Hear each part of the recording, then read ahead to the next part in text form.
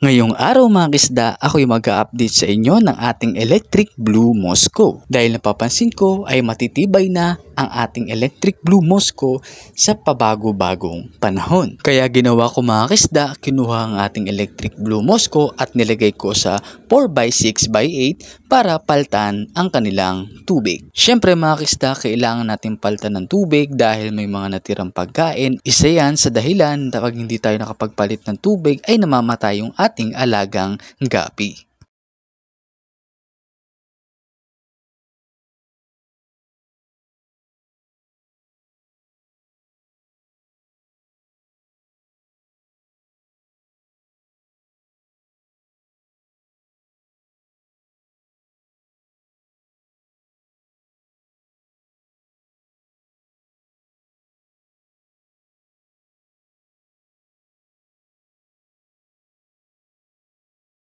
Siyempre mga kisda, sa mga oras na to ay tinatanggal natin ang maraming tubig dito sa ating storage box.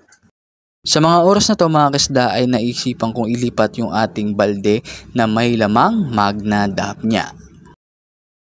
Pagkatapos mga kasda at nilagay natin yung ating storage box na binawasan natin at tinanggalan natin ng maruming tubig. Napag-isipan ko mga kasda na dyan na lang ilagay yung ating mga Electric Blue Moscow hanggang lumaki sila. At yun nga mga kasda ay nilagyan ko ng tubig yung ating storage box para kahit papaano pag nilagay natin yung ating Electric Blue Moscow ay maganda na at quality na yung tubig nila.